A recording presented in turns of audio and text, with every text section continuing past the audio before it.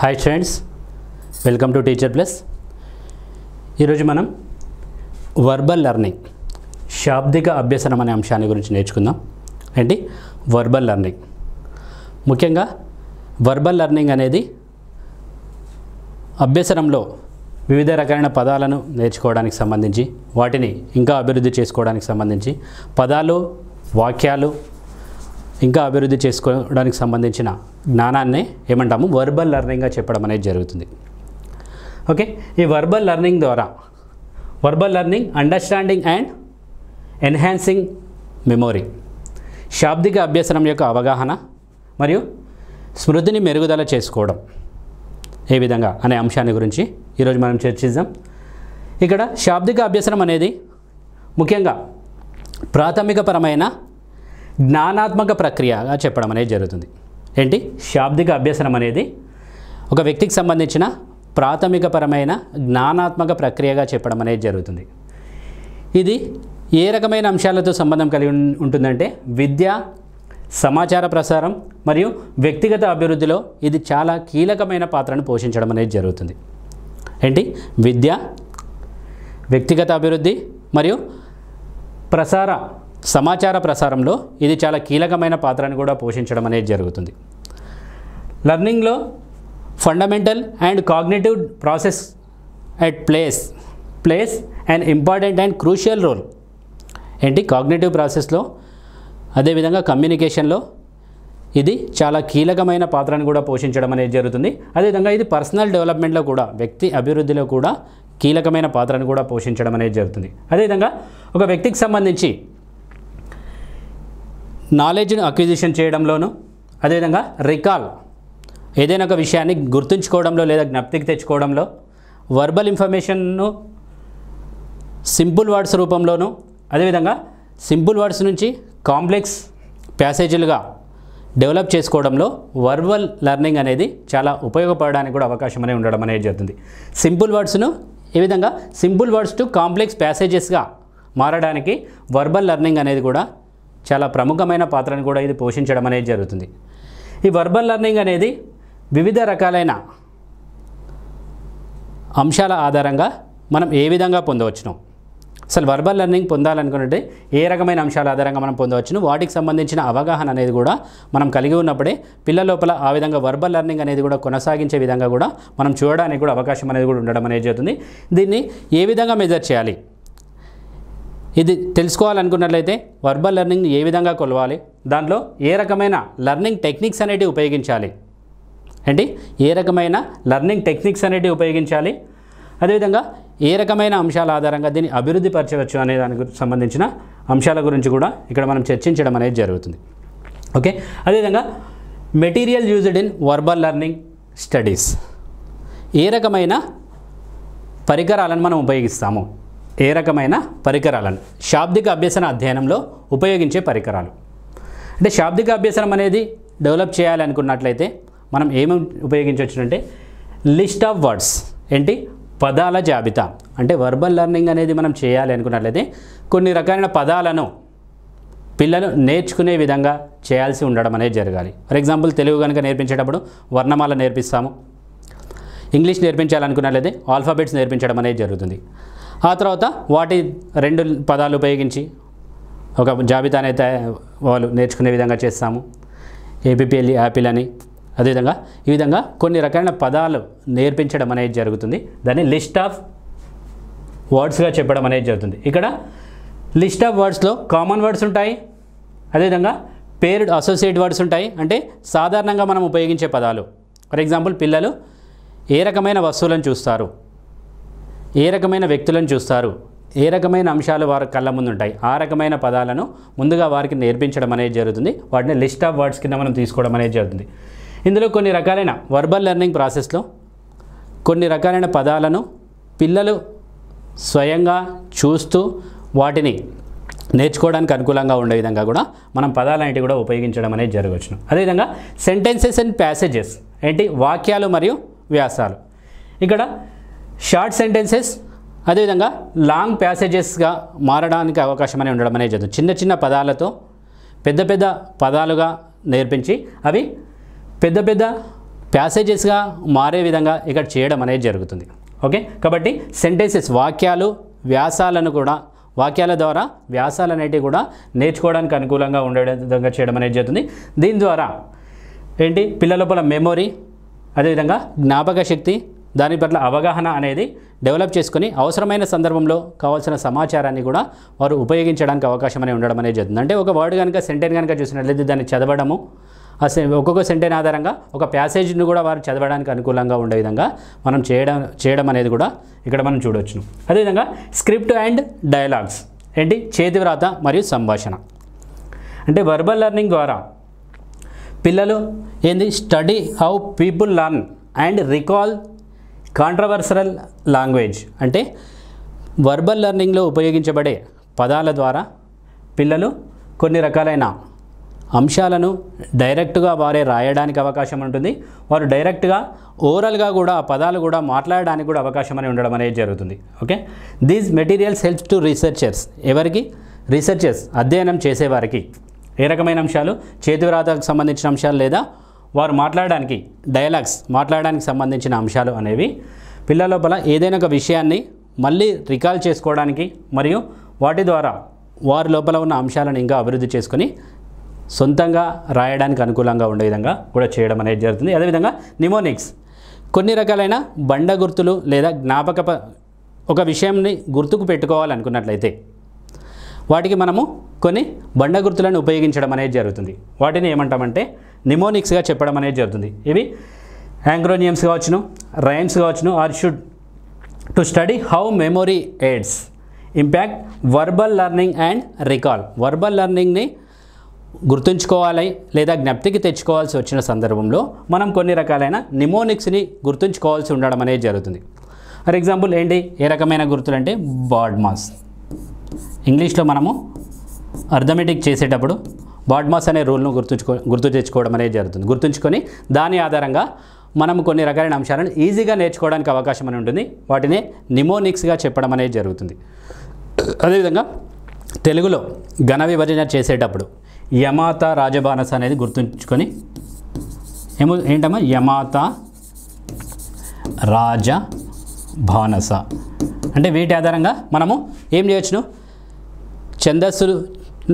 ఛందస్సు అనేది మనం చేయడానికి అవకాశం అనేది ఉంటుంది. ఈ రకమైన వాటిని నిమోనిక్స్గా చెప్పడం అనేది జరుగుతుంది. కాబట్టి మెటీరియల్ యూజ్డ్ ఇన్ వర్బల్ స్టడీస్లో ఏంటి లిస్ట్ ఆఫ్ వర్డ్స్ పదాల జాబితా, అదేవిధంగా సెంటెన్సెస్ అండ్ ప్యాసేజెస్ వ్యాసాలు మరియు వాక్యాలు, అదేవిధంగా స్క్రిప్ట్స్ అండ్ డైలాగ్స్ చేతివ్రాత కావచ్చు, అదేవిధంగా సంభాషణ, అదేవిధంగా నిమోనిక్స్ కొన్ని బండ గుర్తులు అనేటివి కూడా ఉపయోగించడానికి అవకాశం అనేది ఉండడం అనేది జరుగుతుంది. అదేవిధంగా next measuring verbal learning free and cued recall. ఏంటి వర్బల్ లెర్నింగ్ అనేది మనము చూసినట్లయితే వర్బల్ లెర్నింగ్ని కొలవడం అనేది ఏ విధంగా కొలవచ్చును? Free recall and cued recall. Free recall అంటే ఏంటి? స్వేచ్ఛగా ఏ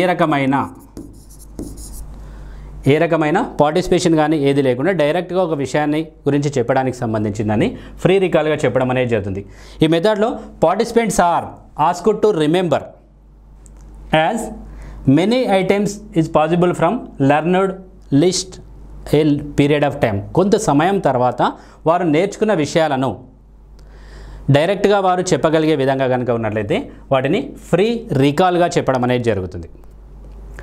అదేవిధంగా క్యూడ్ రికాల్ క్రమబద్ధంగా గుర్తించడం. మనము ఒక పార్టిసిపెంట్ కనుక ఉన్నట్లయితే అతడు నేర్చుకున్న విషయాలను కొన్ని విషయాలు అందించడం ద్వారా కొన్ని రకాలైన హింట్స్ అనేటివి తీసుకోవడం ద్వారా కొన్ని రకాలైన విషయాలను చూడడం ద్వారా కావచ్చును, హింట్స్ అనేటివి ఇవ్వడం ద్వారా కావచ్చును, వాటిని గుర్తు తెచ్చుకున్నట్లయితే దాన్ని క్యూడ్ రికాల్గా చెప్పడం అనేది జరుగుతుంది.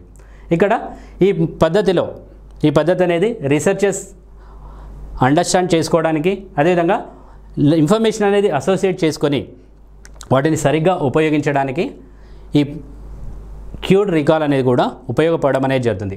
ఈ రెండింటిని కనుక మనం గమనించినట్లయితే స్వేచ్ఛ లేదా ఫ్రీ రికాల్, అదేవిధంగా క్యూడ్ రికాల్ క్రమబద్ధంగా గుర్తుకు తెచ్చుకోవడంగా చెప్పడం అనేది జరుగుతుంది. దీంట్లో మనం నేర్చుకున్న విషయాలు కొంత సమయం తర్వాత అప్రయత్నంగా కనుక చూసిన వెంటనే కనుక మనం చెప్పగలిగినట్లయితే దాన్ని ఫ్రీ రికాల్గా చెప్పడం అనేది జరుగుతుంది. క్యూడ్ రికాల్ అనేది ఒక విషయాన్ని చెప్పవలసి వచ్చిన సందర్భంలో ఏదైనా ఒక ఉదాహరణ చూడడం ద్వారా కావచ్చును, హింట్ అనేది తీసుకోవడం ద్వారా కావచ్చును, ఆ విషయాల గురించి చెప్పగలిగినట్లయితే దాన్ని క్యూడ్ రికాల్గా చెప్పడం అనేది జరుగుతుంది. అంటే క్రమబద్ధంగా ఒక విషయాన్ని గుర్తుకు తెచ్చుకోవడానికి సంబంధించిన దాన్ని క్యూడ్ రికాల్గా చెప్పడం అనేది జరుగుతుంది. ఓకే, అదేవిధంగా next measuring verbal learning, recognition and relearning. ఏంటి వర్బల్ లెర్నింగ్ను కొలవడంలో రికాగ్నిషన్ మరియు రీలెర్నింగ్ అనేది ఏ విధంగా ఉండడం అనేది జరుగుతుంది. ఇక్కడ రికాగ్నిషన్ టాస్క్స్, జ్ఞప్తికి తెచ్చుకునే కృత్యాలు. రికాగ్నిషన్ టాస్క్స్ అనేవి కనుక చూసినట్లయితే ఇక్కడ ఎవరైతే పార్టిసిపేట్స్ ఉంటారో, participates identify previously learned items from larger set of options. అంటే ఇంతకుముందు నేర్చుకున్న విషయాలనే జ్ఞప్తికి తెచ్చుకోవడానికి సంబంధించిన దాన్ని ఏమంటాము, రికాగ్నిషన్ టాస్క్గా చెప్పడం అనేది జరుగుతుంది, జ్ఞప్తికి తెచ్చుకునే కృత్యాలుగా చెప్పడం అనేది జరుగుతుంది. అదేవిధంగా రీలెర్నింగ్ లేదా సేవ్డ్ మెథడ్, పునర్ అభ్యసనం. ఇక్కడ కనుక చూసినట్లయితే ఈ టేస్టింగ్ మెజర్ టెక్నిక్ అనేది కనుక చూసినట్లయితే ఇక్కడ ప్రీవియస్లో స్టడీ మెటీరియల్ లాంగ్ టర్మ్గా రిటెన్షన్ అనేది కనుక లాంగ్ టర్మ్ రిటెన్షన్ ప్రాసెస్ అనేది మనము ఒక విషయాన్ని పునర్ అభ్యసనం అంటే ఎక్కువ సమయం తర్వాత అదని గుర్తుకు తెచ్చుకోవాల్సి వచ్చిన సందర్భంలో ఆ విషయాలకు సంబంధించి కొన్ని రకాలైన ఆలోచనలు ఇన్సైడ్గా కొంత ప్రయత్నపూర్వకంగా కనుక మనం తెలుసుకున్నట్లయితే దాన్ని పునర్ అభ్యసనంగా చెప్పడం అనేది జరుగుతుంది. ఇక్కడ this technique measures the time or effort to take to relearn previously. ఒక విషయాన్ని నేర్చుకున్న విషయాన్ని మళ్ళీ నేర్చుకోవాల్సి వచ్చిన సందర్భంలో ఏమవుతుంది, providing insight into long term retention అంటే ఎక్కువ సమయం అనేది తీసుకోవడం, the efficiency of learning process, మనం పొందగలిగే జ్ఞానం అనేది తొందరగా పొందడానికి అవకాశం అనేది ఉండడం అనేది జరుగుతుంది. కాబట్టి పునరభ్యసనం ద్వారా మనం నేర్చుకున్న విషయాలు అనేవి మళ్ళీ ఈజీగా తొందరగా కూడా నేర్చుకోవడానికి కూడా ఇక్కడ అవకాశం అనేది ఉండడం అనేది జరుగుతుంది. సీరియల్ లెర్నింగ్, క్రమబద్ధంగా ఒక విషయాన్ని గురించి గుర్తుకు తెచ్చుకోవడం. ఇక్కడ క్రమబద్ధంగా ఒక విషయాన్ని గుర్తుకు తెచ్చుకోవడానికి సంబంధించి participants are required to recall items. అంటే ఏదైనా ఒక విషయాన్ని గురించి గుర్తుకు తెచ్చుకోవాల్సిన సందర్భంలో వాటిని ఎగ్జాక్ట్గా ఒక క్రమమైన పద్ధతిలో గుర్తుకు తెచ్చుకోవడానికి సంబంధించిన దాన్ని సీరియల్ రికాల్గా చెప్పడం అనేది జరుగుతుంది. జ్ఞప్తికి తెచ్చుకునే విషయాలను ఏ రకమైన ఐటమ్స్, లార్జర్ ఐటమ్స్ అనేటి డైరెక్ట్గా గుర్తుకు తెచ్చుకున్నట్లయితే దాన్ని జ్ఞప్తికి తెచ్చుకునే కృత్యాల ఆధారంగా చెప్పడం అనేది జరుగుతుంది. పునరభ్యసనం, ఒక విషయాన్ని మనము ఇంతకుముందు నేర్చుకున్న విషయాన్ని, ప్రీవియస్లీ నేర్చుకున్న విషయాలను గుర్తుకు తెచ్చుకోవడానికి సంబంధించిందని పునరభ్యసనంగా చెప్పడం అనేది జరుగుతుంది. మనం నేర్చుకున్న విషయాలను ఒక క్రమమైన పద్ధతిలో గుర్తుకు తెచ్చుకోవడానికి సంబంధించిందని క్రమబద్ధంగా గుర్తుకు తెచ్చుకోవడంగా చెప్పడం అనేది జరుగుతుంది. సీరియల్ రికాల్గా చెప్పడం అనేది జరుగుతుంది. ఓకే, అదేవిధంగా rote learning and meaningful learning. ఏంటి rote learning and meaningful learning. Rote learning అనేది ముఖ్యంగా ఏదైనా ఒక విషయాన్ని కంఠస్థం చేయడం ద్వారా పునశ్చరణ చేయడానికి సంబంధించిందని రోట్ లెర్నింగ్గా చెప్పడం అనేది జరుగుతుంది.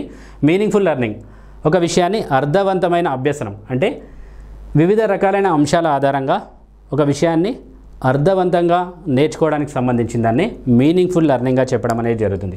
ఇక్కడ రోట్ లెర్నింగ్ లేదా రిపిటేషన్ లెర్నింగ్గా చెప్పడం అనేది జరుగుతుంది. ఏంటి పునశ్చరణ అభ్యసనం. ఇక్కడ ఈ మెథడ్ అనేది రిపీటెడ్గా ఒక విషయాన్ని లేదా సమాచారాన్ని గుర్తుకు తెచ్చుకోవడానికి సంబంధించిన దాన్ని ఏమంటాము, రిపీటెడ్ ఆర్ రోట్ లెర్నింగ్గా చెప్పడం అనేది జరుగుతుంది. ఏ విధంగా ఒక విషయాన్ని పదే పదే ప్రాక్టీస్ చేయడం ద్వారా మనము ఒక విషయాన్ని గుర్తుకు తెచ్చుకోవడానికి సంబంధించిన దాన్ని ఏమంటాము, రిపిటేషన్ లెర్నింగ్ ఆర్ రోట్ లెర్నింగ్గా చెప్పడం అనేది జరుగుతుంది. ఇక్కడ కొన్ని రకాలైన అంశాలను మనం నేర్చుకున్న తర్వాత వాటిని ఏం చేస్తాము, ఇన్ఫర్మేషన్ మన లోపల ఆల్రెడీ మన మనస్సులో లేదా మన జ్ఞాపకంలో స్మృతిలో ఉన్న సమాచారాన్ని బహిర్గతం చేయడానికి సంబంధించిన దాన్ని పునశ్చరణ అభ్యసనంగా చెప్పడం అనేది జరుగుతుంది. అదేవిధంగా మీనింగ్ఫుల్ లెర్నింగ్, అర్థవంతమైన అభ్యసనం. ఈ అభ్యసనం అనేది కొత్త సమాచారాన్ని లేదా అప్పటికే ఉన్న సమాచారాన్ని ఇంకా అభివృద్ధి చేసుకోవడానికి లేదా అవగాహన చేసుకొని దాన్ని అభివృద్ధి పరచుకోవడానికి సంబంధించిన దాన్ని ఏమంటాము, అర్థవంతమైన అభ్యసనంగా చెప్పడం అనేది జరుగుతుంది. అంటే ఒక సమాచారాన్ని తెలుసుకోవాల్సి వచ్చిన సందర్భంలో కొత్త రకమైన అంశాల ఆధారంగా అప్పటి కొత్త రకమైన సమాచారాన్ని అప్పటికే అతనికి ఉన్న నాలెడ్జ్ లేదా అండర్స్టాండింగ్ మీద ఆధారపడి గుర్తుకు తెచ్చుకొని ఒక విషయాన్ని నేర్చుకున్నట్లయితే దాన్ని అర్థవంతమైన అభ్యసనంగా చెప్పడం అనేది జరుగుతుంది. కాబట్టి రెండింటిని కనుక మనం చూసినట్లయితే ఒక విషయాన్ని పదే పదే ఏం చేయడం ద్వారా, రిపీటెడ్లీ ప్రాక్టీస్ చేయడం ద్వారా ఒక విషయాన్ని గురించి నేర్చుకున్నట్లయితే దాన్ని ఏమంటాము, పునశ్చరణ అభ్యసనము. ఒక విషయాన్ని కొత్త విషయాన్ని నేర్చుకోవాల్సి వచ్చిన సందర్భంలో అప్పటికే మన లోపల ఎగ్జిస్టింగ్ నాలెడ్జ్ లేదా అండర్స్టాండింగ్ అవగాహన కలిగి ఉన్న అంశాల ఆధారంగా మనం ఒక విషయాన్ని కనుక నేర్చుకున్నట్లయితే దాన్ని అర్థవంతమైన అభ్యసనంగా చెప్పడం అనేది జరుగుతుంది. ఓకే, అదేవిధంగా next organisation and mnemonic devices. ఏంటి organisation and mnemonic devices? Mnemonic డివైజెస్ను ఏ విధంగా ఉపయోగిస్తాము, వర్బల్ లెర్నింగ్ను ఏ విధంగా ఆర్గనైజ్ చేస్తాము అనే దాని గురించి కనుక మనం చూసినట్లయితే ఇక్కడ ఆర్గనైజేషన్, నిర్వహణ. ఆర్గనైజేషన్ అనేది ముఖ్యంగా ఆల్రెడీ స్ట్రక్చరింగ్ ఇన్ఫర్మేషన్, దానికి కావాల్సిన అవుట్లైన్స్ని కనుక మనం చూసినట్లయితే అవి కొత్త creating logical connecting between concepts. మనం నేర్చుకున్న ఆల్రెడీ మన మనసులో ఉన్న విషయాలు మనము నేర్చుకున్న తర్వాత బహిర్గతం చేసే అంశాలకు మధ్య సంబంధం అనేది ఏ విధంగా ఉండాలి, ఏ విధంగా ఉంటుందో దానికి అనుకూలంగా నిర్వహించడానికి సంబంధించిన దాన్ని ఆర్గనైజింగ్గా చెప్పడం అనేది జరుగుతుంది. ఇక్కడ structuring information using outlines, hierarchy or mind maps facilities. ఇక్కడ easier recall by creating logical connection between concepts. Already మన లోపల ఉన్న అంశాలను ఏ విధంగా ఉపయోగిస్తున్నాము, దాని నుండి కొత్త విషయాలను ఏ విధంగా మనం నేర్చుకుంటున్నాము, వాటి మధ్య సంబంధం కలిగి ఉండడానికి సంబంధించిన దాన్ని ఆర్గనైజేషన్గా చెప్పడం అనేది జరుగుతుంది. అదేవిధంగా నిమోనిక్స్ డివైజెస్. ఇక్కడ మనము నేర్చుకున్న విషయాల ఆధారంగా యూజింగ్ ప్యాటర్న్, నేర్చుకున్న అంశాల ఆధారంగా అవి ఏ విధంగా మెమొరీని అభివృద్ధి చెందించబడతాయి, దాని ద్వారా ఏమి కొత్త రకమైన అంశాలను అభివృద్ధి చెందుతాయి, వాటిని ఏ విధంగా ఉపయోగిస్తాము, వాటిని ఉపయోగించడానికి ఏ రకమైన డివైజెస్ మనం వాడతాము, వాటికి సంబంధించిన దాన్ని నిమోనిక్ డివైజెస్గా చెప్పడం అనేది జరుగుతుంది. ఆల్రెడీ ఇంతకుముందే మనం చూసాం నిమోనిక్స్ అంటే ఏంటి. ఇక్కడ పెడ్మాస్, అదే బాడ్మాస్. మనకు ఇండియాలో కనుక చూసినట్లయితే పెడ్మాస్ అనేది ఇక్కడ ఇది అమెరికాలో ఉపయోగించబడే పదం. మన ఇండియాలో కనుక చూసినట్లయితే దీనికి బాడ్మాస్ అనే బండ గుర్తును మనం ఉపయోగించడం అనేది జరుగుతుంది. వీటిని కొండ గుర్తులు లేదా బండ గుర్తులుగా చెప్పడం అనేది జరుగుతుంది. నిమోనిక్స్ డివైజెస్ను కొండ గుర్తులు లేదా బండ గుర్తులుగా చెప్పడం అనేది జరుగుతుంది. ఒక విషయాన్ని మనము ఎక్కువ కాలం గుర్తుంచుకోవాలి లేదా తొందరగా గుర్తుంచుకోవాలి అనుకున్నట్లయితే వాటిని మనం షార్ట్ ఫామ్లో గుర్తుంచుకోవడానికి అవకాశం, షార్ట్ ఫామ్లో తయారు చేసి వాటిని అవసరమైన సందర్భంలో గుర్తుకు తెచ్చుకోవడానికి సంబంధించిందని నిమోనిక్స్ డివైజెస్గా చెప్పడం అనేది జరుగుతుంది. వర్బల్ రీజనింగ్లో నిమోనిక్ డివైజెస్ అనేటివి కూడా చాలా కీలకమైన ప్రముఖమైన పాత్రను కూడా పోషించడం అనేది జరుగుతుంది.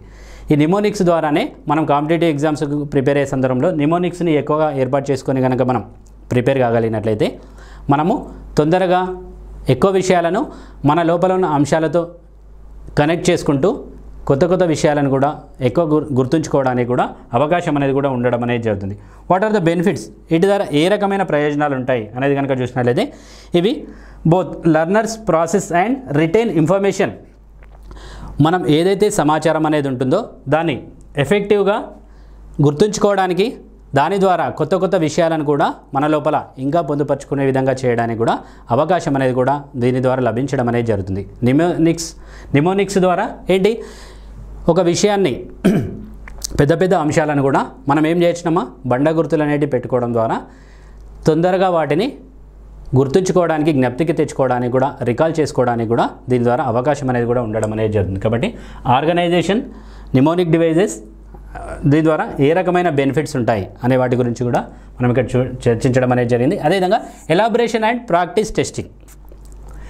ఇక్కడ నాలెడ్జ్ను లేదా వర్బల్ లెర్నింగ్ ద్వారా ఏ విధంగా మనము ఎలాబరేట్ చేసుకోవచ్చును అనేది కనుక మనం చూసినట్లయితే ఇది expanding the information by creating association. అంటే పిల్లల లోపల సమాచారాన్ని ఇంకా అభివృద్ధి పరచుకోవడానికి లేదా ఇంకా డెవలప్ చేయడానికి వివిధ రకాలైన అంశాలను ఒకదానితో ఒకటి కనెక్ట్ చేసుకుంటూ, అసోసియేట్ చేసుకుంటూ, వాటికి సంబంధించిన ఎగ్జాంపుల్స్ ఆధారంగా కూడా మనం నాలెడ్జ్ను ఇంకా డిస్క్రిప్ట్ చేయడానికి, విశదీకరించుకోవడానికి కూడా అవకాశం అనేది కూడా ఉండడం అనేది జరుగుతుంది.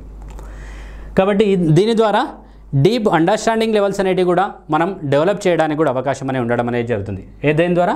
విశదీకరణ ద్వారా. విశదీకరణ అనేది మనము పిల్లల లోపల నాలెడ్జ్ని డెవలప్ చేయడానికి, ఇన్ఫర్మేషన్ని ఇంకా డెవలప్ చేయడానికి, దాంట్లో దేని ఆధారంగా కొన్ని రకాలైన ఎగ్జాంపుల్స్ అనేవి ఇవ్వడం ద్వారా, ఒకదానితో ఒకటి అసోసియేట్ చేయడం ద్వారా మనము ఇది ఇంకా విశదీకరించే విధంగా కూడా చేయడానికి కూడా అవకాశం అనేది కూడా లభించడం అనేది జరుగుతుంది. దీని ద్వారా ఒక సమాచారానికి, ఒక అంశానికి సంబంధించిన డీప్ అండర్స్టాండింగ్ అనేది కూడా పెరగడానికి కూడా అవకాశం అనేది ఉండడం అనేది జరుగుతుంది.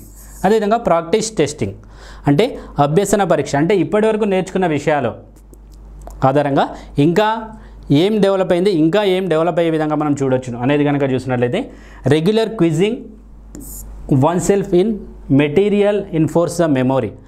వారు నేర్చుకున్న విషయాలను పదే పదే వారికి పరీక్షలు అనేవి నిర్వహిస్తుండడం ద్వారా, టెస్టింగ్ అనేది చేస్తుండడం ద్వారా వారి యొక్క అండర్స్టాండింగ్ లెవెల్స్ అనేవి కూడా ఇంకా డెవలప్ అయ్యే విధంగా మనం చేయడానికి కూడా ఇక్కడ అవకాశం అనేది కూడా ఉండడం అనేది జరుగుతుంది. దాని ద్వారా క్విజింగ్ అంటే వన్ సెల్ఫ్, ఒక వ్యక్తి నేర్చుకున్న విషయాల గురించి డిఫరెంట్ టైప్స్ ఆఫ్ క్వశ్చన్స్ వేస్తుండడం ద్వారా వాటిని ఇంకా ఎంతవరకు గుర్తున్నాయో రికాల్ చేయించడానికి అనుకూలంగా ఉండే విధంగా మనము చేయగలిగినట్లయితే వారి లోపల ఏమవుతుందమ్మా, అండర్స్టాండింగ్ లెవెల్స్ అనేవి కూడా ఇంకా డెవలప్ చేసుకోవడానికి కూడా అవకాశం అనేది ఉండడం అనేది జరుగుతుంది. అదేవిధంగా కంబైన్డ్ అప్రోచ్, మిశ్రమ ఉపగమం. దీని ద్వారా ఏమవుతుంది, techniques during study and follow up with practice test can be significantly enhance verbal learning outcomes. వీటి ద్వారా, ఈ రకమైన ఉపగమాలన్నిటి ఉపయోగించడం ద్వారా మనం ఇంకా కూడా వర్బల్ లెర్నింగ్ అనేది ఎక్కువగా అభివృద్ధి పరచడానికి కూడా అవకాశం అనేది ఉండడం అనేది జరుగుతుంది. ఏం ఉపయోగించడంతో? కంబైన్డ్ అప్రోచెస్ అనేవి ఉపయోగిస్తూ ఉండడం ద్వారా, అంటే కొన్ని రకాల పదాలు ఇచ్చేసి వాటి గురించి చదివించడము, వాటి గురించి రాయించడము, అదేవిధంగా అభ్యసన పరీక్ష అంటే ప్రాక్టీస్ టెస్టింగ్ అనేది చేయడం ద్వారా, ఎలాబరేషన్ అనేది చేయడం ద్వారా ఏమవుతుంది, వారి లోపల వర్బల్ లెర్నింగ్ సంబంధించిన అవుట్కమ్స్ అనేటివి కూడా ఇంకా డెవలప్ అయ్యే విధంగా కూడా మనం చేయడం అనేది జరుగుతుంది. ఓకే, అదేవిధంగా అప్లికేషన్స్ ఇన్ ఎడ్యుకేషన్. విద్యలో, ఎడ్యుకేషన్లో దీన్ని ఏ విధంగా అప్లై చేస్తాము? వినియోగం. ఎడ్యుకేషన్లో ఏ విధంగా వినియోగిస్తాము ఏంటి? వర్బల్ లెర్నింగ్ అనేది, వర్బల్ లెర్నింగ్ను ఎడ్యుకేషన్లో ఏ విధంగా ఉపయోగిస్తాము అనేది కనుక మనం చూసినట్లయితే కరికులం డిజైన్, పాఠ్య ప్రణాళిక రూపకల్పనలో. ఎక్కడ? Designing curriculum. ఈ వర్బల్ లెర్నింగ్ అనేది అండర్స్టాండ్ చేసుకోవడం ద్వారా దీని యొక్క ప్రిన్సిపల్ ఎందుకు ఉపయోగపడతాయంటే, ఎడ్యుకేటర్స్కి ఎక్కడ ఉపయోగపడతాయంటే లెసన్ ప్లాన్స్ మరియు టీచింగ్ మెటీరియల్ అనేది ప్రిపేర్ చేసుకోవడంలో ఇవి ఉపయోగపడడానికి అవకాశం అనేది ఉండడం అనేది జరుగుతుంది. అంటే మనము వర్బల్ లెర్నింగ్ అనేది డెవలప్ చేసుకోవడం ద్వారా, వర్బల్ లెర్నింగ్ సంబంధించిన ప్రిన్సిపల్స్ అనేవి తీసుకోవడం ద్వారా ఎఫెక్టివ్ ప్లానింగ్స్ అనేవి మనం తయారు చేసుకోవచ్చును. అదేవిధంగా టీచింగ్ కావాల్సిన మెటీరియల్ అనేది కూడా మనం ప్రిపేర్ చేసుకోవడానికి అవకాశం అనేది ఉండడం అనేది జరుగుతుంది. కాబట్టి వర్బల్ లెర్నింగ్ ద్వారా ఏం డెవలప్ అవుతుంది, మనం పిల్లలకి ఏ రకమైన ఒక టాపిక్ కనుక చెప్పినట్లయితే ఏ రకమైన పదాలు ఉపయోగించాలి, వాటికి కావాల్సిన డివైజెస్ ఏం వాడచ్చును, అక్కడ ఏ రకమైన పదాలు ఉపయోగించడం ద్వారా ఆ విషయాన్ని వారు అర్థం చేసుకోవడానికి అవకాశం అని ఉంటుంది. ఈ విధంగా డిఫరెంట్ టైప్స్ ఆఫ్ టెక్నిక్స్ అనేవి మనం ఉపయోగించడానికి మనకు టీచర్, ఎడ్యుకేటర్స్ కూడా ఉపయోగపడడానికి అవకాశం అనేది ఉంటుంది. ఓకే, అదేవిధంగా స్టడీ టెక్నిక్స్, అధ్యయన పద్ధతులు. ఇది స్టూడెంట్స్కు learning methods, verbal learning methods అనేటివి ఎందుకు ఉపయోగపడతాయి? స్టడీ హ్యాబిట్స్ను మరియు అకాడమిక్ పర్ఫార్మెన్స్ను డెవలప్ చేసుకోవడానికి కూడా ఉపయోగపడడం అనేది జరుగుతుంది. అంటే అభ్యసన అలవాట్లు మరియు అకాడమిక్ పర్ఫార్మెన్స్ అంటే ఒక విద్యా సంవత్సరంలో వారు సాధించవలసిన ప్రగతిని కూడా వారు డెవలప్ చేసుకోవడానికి కూడా అవకాశం అనేది ఉండడం అనేది జరుగుతుంది. అంటే స్టడీ టెక్నిక్స్ అంటే వర్బల్ లెర్నింగ్ అనేది ఏర్పాటు చేసుకోవడం ద్వారా ఒక విషయాన్ని ఏ విధంగా చదవాలి, అందులో ఇంపార్టెంట్ అంశాలు ఏమున్నాయి, వాటిని ఏ విధంగా గుర్తుంచుకోవాలి, అవి ఎగ్జామ్లో కనుక ఉన్నట్లయితే ఏ విధంగా వాటిని మనం పర్ఫామ్ చేయాలి, ఏ విధంగా పర్ఫామ్ చేసినట్లయితే మనకు మంచి మార్కులు రావడానికి అవకాశం అనేది ఉంటుంది. ఆ విధంగా స్టడీ టెక్నిక్స్, అభ్యసన అధ్యయన పద్ధతులలో కూడా పిల్లలకి సరిగ్గా వర్బల్ లెర్నింగ్ మెథడ్స్ అనేవి ఇంప్రూవ్ చేయడం ద్వారా వారి యొక్క అభ్యసన అలవాట్లను మెరుగుపరచుకోవడానికి అవకాశం అని ఉంటుంది. దానితో పాటు వారి యొక్క విద్యా ప్రగతిని కూడా వారు డెవలప్ చేసుకోవడానికి ఇవి ఉపయోగపడడం అనేది జరుగుతుంది. అదేవిధంగా మదింపు, అసెస్మెంట్. ఇది పిల్లవానికి సంబంధించిన నాలెడ్జ్ అనేది ఎంతవరకు కలిగి ఉన్నాడు, ఏ రకమైన సమాచారం అతని లోపల కలిగి ఉంది, వాటికి సంబంధించిన అంశాలను మనం తెలుసుకోవడానికి వర్బల్ లెర్నింగ్ మెథడ్స్ అనేవి కూడా మనకు ఉపయోగపడడానికి కూడా అవకాశం అనేది ఉండడం అనేది జరుగుతుంది. అంటే పిల్లల లోపల ఒక విషయంకి సంబంధించిన వర్బల్ లెర్నింగ్ ద్వారా ఆ పిల్లవాడు ఒక విషయాన్ని ఎంతవరకు నేర్చుకున్నాడు దానికి సంబంధించిన అంశాలను అసెస్ చేయడానికి కూడా ఇది ఉపయోగపడడం అనేది జరుగుతుంది. ఓకే, అదేవిధంగా వర్బల్ లెర్నింగ్ కమ్యూనికేషన్, శాబ్దిక అభ్యసనం యొక్క ప్రసారం. ఇక్కడ శాబ్దిక అభ్యసనం కనుక మనం చూసినట్లయితే ఎయిట్ కాంటెక్స్ట్లో ఏ విధంగా ఉపయోగిస్తున్నాము, దాని ద్వారా ఏ రకమైన బెనిఫిట్స్ ఉన్నాయి అనేది కనుక మనం చూసినట్లయితే పబ్లిక్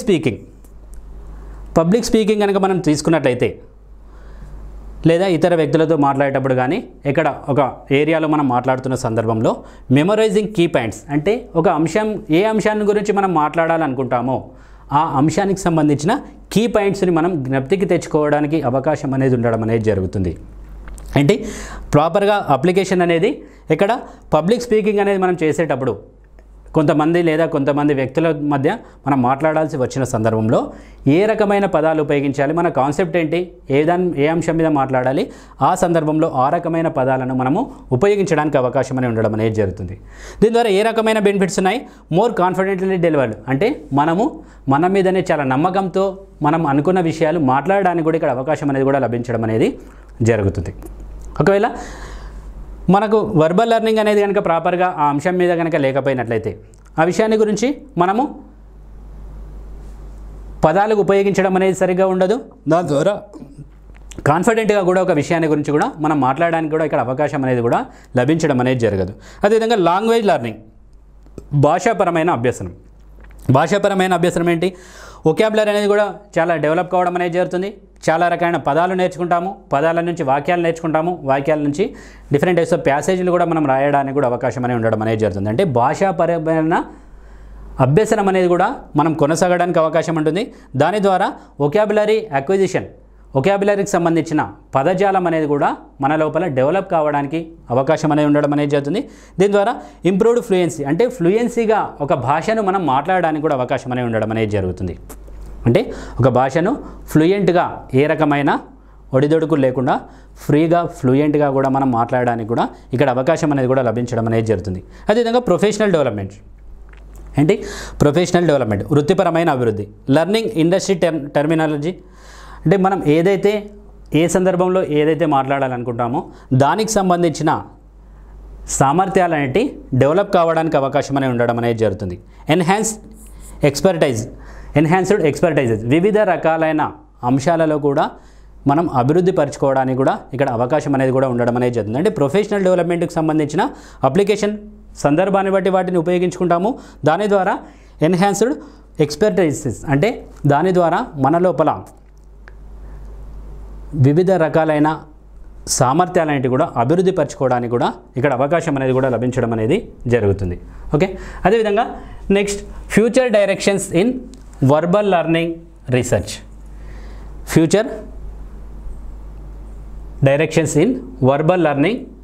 రీసెర్చ్. శాబ్దిక అభ్యసన పరిశోధనలో భవిష్యత్తు దశలు, అంటే భవిష్యత్తులో మనం ఏ రకమైన అంశాల్లో ఇది ఉపయోగించవచ్చు అనేది కనుక చూసినట్లయితే న్యూరోసైన్స్ ఇంటిగ్రేషన్, నాడీ శాస్త్రంలో సమన్వయం చేసుకోవడానికి దీన్ని ఉపయోగించడం అనేది జరుగుతుంది.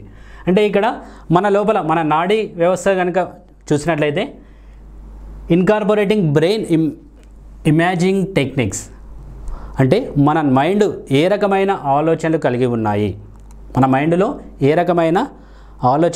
ఉన్నాయి, వాటిని ఇంకా డెవలప్ చేసుకోవడానికి, అదేవిధంగా న్యూరల్ మెకానిజం, అంటే నర్వ్ సిస్టమ్ అనేది ఏ విధంగా పనిచేస్తుంది, నాడీ వ్యవస్థ అనేది ఏ విధంగా పనిచేస్తుంది, ఏ విధంగా పనిచేయాలి అనే వాటికి సంబంధించిన అంశాలను ఇంకా డెవలప్ చేసుకోవడానికి వర్బల్ లెర్నింగ్ ప్రాసెస్ అనేది కూడా ఉపయోగపడడం అనేది జరుగుతుంది. అంటే మనం నేర్చుకున్న విషయాల ఆధారంగా మన యొక్క ఆలోచనలు అనేవి కూడా దీని ద్వారా అభివృద్ధి పరచుకోవడానికి న్యూరో సైన్స్ సిస్టమ్ ఇంటిగ్రేషన్ అనేది కూడా ఇక్కడ కోఆర్డినేషన్ అనేది కూడా లభించాల్సి ఉండడం అనేది జరగాలి. అదేవిధంగా టెక్నాలజీ ఎన్హాన్స్డ్ లెర్నింగ్, సాంకేతికత మరియు మెరుగైన అభ్యసనం, ఇక్కడ సాంకేతికతను ఉపయోగించి ఎక్స్ప్లోరింగ్ హౌ డిజిటల్ టూల్స్ను ఏ విధంగా ఉపయోగించాలి, అదేవిధంగా ఆర్టిఫిషియల్ ఇంటెలిజెన్స్ అనేది దానికి ఏ విధంగా సపోర్ట్ చేస్తుంది, దాని ద్వారా వర్బల్ లెర్నింగ్ స్ట్రాటజీస్ని కూడా ఉపయోగించుకోవడానికి ఇది అవకాశం అనేది కూడా ఉండడం అనేది జరుగుతుంది. అంటే మనము వివిధ రకాలైన డిజిటల్ టూల్స్ మరియు ఆర్టిఫిషియల్ ఇంటెలిజెన్స్ అనేది ఏ విధంగా సపోర్ట్ చేస్తుంది వర్బల్ లెర్నింగ్కు, దాని ద్వారా మనం వాటిని ఉపయోగించుకుంటూ ఇంకా ఏ విధంగా వర్బల్ లెర్నింగ్ అనేది డెవలప్ చేసుకోవచ్చును అనే దానికి సంబంధించిన అంశాలను కూడా మనం ఇక్కడ తెలుసుకోవచ్చును. అదేవిధంగా పర్సనలైజ్డ్ లెర్నింగ్, వ్యక్తిగత అభ్యసనం. ఏంటి పర్సనలైజ్డ్ లెర్నింగ్? ఇక్కడ ఇది లెర్నింగ్ సిస్టమ్ అనేది వర్బల్ లెర్నింగ్ టెక్నిక్స్ నుంచి ఇండివిజువల్ కాగ్నిటివ్ ప్రొఫైల్స్, ఇండివిజువల్గా ఒక వ్యక్తి ఏ విధంగా ఆలోచిస్తున్నాడు, ఏ విధంగా అతని యొక్క లెర్నింగ్ స్టైల్స్ అనేటివి ఉండడానికి అవకాశం అనేది ఉంటుంది అనేటివి కూడా వాటిని కూడా అభివృద్ధి పరచుకోవడానికి వర్బల్ లెర్నింగ్ ద్వారా అభివృద్ధి పరచుకోవడానికి కూడా అవకాశం అనేది కూడా లభించడం అనేది జరుగుతుంది. ఫర్ ఎగ్జాంపుల్ మనము ఒక విషయాన్ని నేర్చుకోవాల్సి వచ్చిన సందర్భంలో ఆ ఒక వ్యక్తికి సంబంధించిన వ్యక్తిగత ఆలోచనలు, వ్యక్తిగత స్మృతి మీద ఆధారపడి అతడు ఏ టెక్నిక్స్ అనేటివి ఉపయోగించుకోవడం ద్వారా ఇంకా లెర్నింగ్ అనేది డెవలప్ చేసుకోవడానికి అవకాశం అనేది ఉంటుంది. ఇంకా కాగ్నిటివ్ ప్రొఫైల్, కాగ్నిటివ్ అనేది ఇంకా ఏ విధంగా డెవలప్ చేసుకోవడానికి అవకాశం అనేది ఉంటుంది అనేది కూడా మనము ఈ లెర్నింగ్ స్టైల్స్ అనేవి కూడా ఏ విధంగా డెవలప్ చేసుకోవచ్చు అనే దాని గురించి కూడా మనము దీని ద్వారా తెలుసుకోవచ్చు. వర్బల్ లెర్నింగ్ రీసెర్చ్ ద్వారా మనం తెలుసుకోవడానికి కూడా అవకాశం అనేది ఉండడం అనేది జరుగుతుంది. కాబట్టి ఫ్యూచర్లో న్యూరో సైన్స్ ఇంటిగ్రేషన్ ద్వారా మనం ఏం డెవలప్ చేసుకోవచ్చు, వర్బల్ లెర్నింగ్ అనేది డెవలప్ చేసుకోవడానికి అవకాశం ఉంటుంది. టెక్నాలజీ ఎన్హాన్స్డ్ లెర్నింగ్ అంటే టెక్నాలజీ ఇప్పుడు అభివృద్ధి అయిన టెక్నాలజీ ఏ విధంగా ఉంది, వాటిని ఏ విధంగా మనకు నర్వ్ సిస్టమ్ కానీ మన లోపల ఉన్న నాలెడ్జ్కి ఏ విధంగా అప్లై చేసుకోవాలి, ఆర్టిఫిషియల్ ఇంటెలిజెన్స్ని ఏ విధంగా ఉపయోగించాలి, అది మనకు ఏ విధంగా సపోర్ట్ చేస్తుంది, దాని ద్వారా వర్బల్ లెర్నింగ్ అనేది డెవలప్ చేసుకోవచ్చును. అదేవిధంగా పర్సనలైజ్డ్ లెర్నింగ్, వ్యక్తిగత అభ్యసనం ద్వారా కూడా మనము వర్బల్ లెర్నింగ్ అనేది డెవలప్ చేసుకొని లెర్నింగ్ స్టైల్స్ అనేటివి కూడా ఇంప్రూవ్ చేసుకోవడానికి కూడా ఇవి ఉపయోగపడడం అనేది జరుగుతుంది. Okay, thank you.